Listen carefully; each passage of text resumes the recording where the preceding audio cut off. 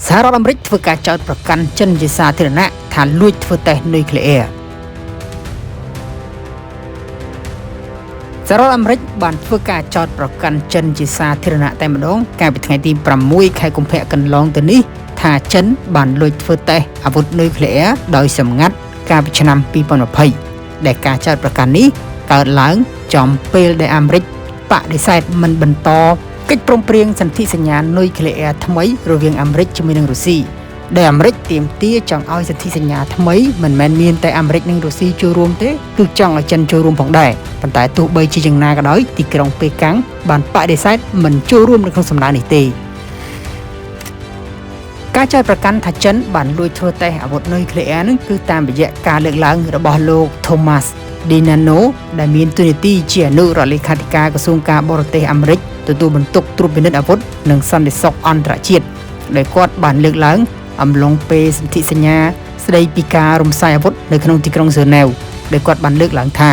ខ្ញុំអាចបង្ហើបឲ្យដឹងថារដ្ឋាភិបាលសហរដ្ឋអាមេរិកបានជ្រាបថាចិនបានធ្វើតេស្តសាកល្បងគ្រឿងផ្ទុះនុយក្លេអ៊ែររួមទាំងការត្រៀមលក្ខណៈសម្រាប់ការធ្វើតេស្តដែលមានកម្រិតអានុភាពផ្ទុះកំណត់នៅក្នុងកម្រិតរាប់រយតោន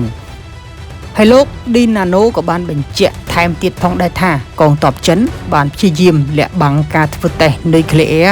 តាំងពីថ្ងៃទី22ខែមិថុនាឆ្នាំ2020ព្រោះពួកគេដឹងថាការធ្វើតេស្តនេះនឹងរំលោភទៅលើសន្ធិសញ្ញាអន្តរជាតិនៅក្នុងការបញ្ឈប់ការផ្ទុះនុយក្លេអ៊ែរហើយបើយើងយោងទៅតាមទីក្រុងវ៉ាស៊ីនតោនចិនបានប្រើប្រាស់បច្ចេកវិទ្យាមួយយ៉ាងហៅថា decoupling ដែលជាបច្ចេកវិទ្យានៃការកាត់ផ្តាច់ដែលមានបំណងធ្វើឲ្យការផ្ទុះនោះពិបាកនឹងរកឃើញដោយម៉ាស៊ីនវាស់រំជួយដីនៅជុំវិញពិភពលោកដើម្បីកុំឲ្យប្រទេសផ្សេងទៀតដឹងថាចិនបានធ្វើតេស្តអាវុធនុយក្លេអ៊ែរជុំវិញការចោទប្រកាន់របស់អាមេរិកនេះបើយើងងាកទៅមើលលោក Xin Jian ដែលជាឯកអគ្គរដ្ឋទូតចិនទទួលបន្ទុកការរំសាយអាវុធគាត់មិនបានឆ្លើយតបចំទៅនឹងការចោទប្រកាន់នោះទេប៉ុន្តែលោកបានអះអាងថាទីក្រុងប៉េកាំងតែងតែប្រកាន់ខ្ជាប់នៅជំហរប្រុងប្រយ័ត្ននិងមានការទទួលខុសត្រូវខ្ពស់បំផុតចំពោះបញ្ហានុយក្លេអ៊ែរហើយលោកក៏បានបញ្ជាក់ផងដែរថាចិនបានសង្កេតឃើញអាមេរិកនៅតែបន្តប្រើប្រាស់សេចក្តីថ្លែងការណ៍របស់ខ្លួនដើម្បីបំភាន់មតិសាធារណៈអំពីការគំរាមកំហែងនុយក្លេអ៊ែររបស់ចិនដែលជារឿងមិនពិតហើយទីក្រុងប៉េកាំងជំទាស់ដាច់ខាតចំពោះទង្វើបែបនេះហើយលោកក៏បានបញ្ជាក់បន្ថែមទៀតផងដែរថាទៅវិញគឺអាមេរិកឯណោះទេដែលជាអ្នកបង្កហេតុដ៏ចម្បងធ្វើឲ្យការប្រកួតប្រជែងសភាវុធកាន់តែមានភាពធ្ងន់ធ្ងរឡើង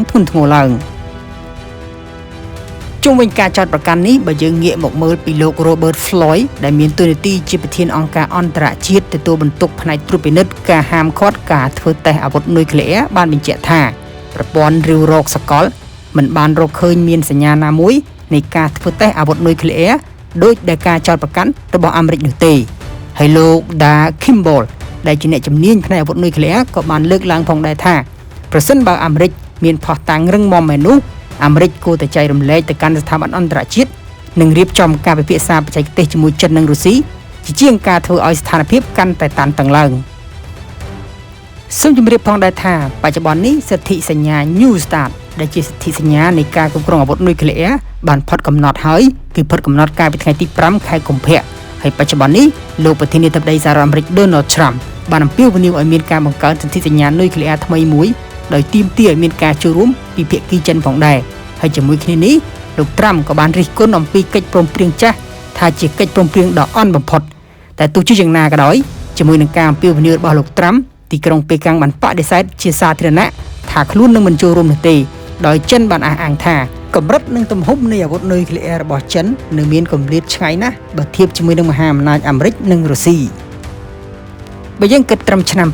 2025ប្រទេសចិនត្រូវបានគេប៉ាន់ស្មានថាមានអាវុធនុយក្លេអ៊ែរចំនួន600គ្រាប់ហើយទិន្នន័យនេះបានបង្ហាញអំពីភាពរីកចម្រើននិងការពង្រីកខ្លួនដ៏លឿនរបស់ប្រទេសចិនហើយគេប៉ាន់ស្មានថាប្រទេសចិននឹងអាចផលិតនុយក្លេអ៊ែររហូតដល់750ឬក៏អាចដល់1500គ្រាប់នៅត្រឹមឆ្នាំ2035ដែលនេះគឺជាចំនួនមួយដ៏ច្រើននឹងការពង្រីកខ្លួនដ៏លឿនដែលជាហេតុធ្វើឲ្យអាមេរិកទាមទារឲ្យចិនចូលរួមនៅក្នុងសន្ធិសញ្ញានៃការគ្រប់គ្រងអាវុធនុយក្លេអ៊ែរ New START ជាមួយនឹងប្រទេសរុស្ស៊ីផងដែរបើសិនជាមានកិច្ចព្រមព្រៀងថ្មីកើតឡើង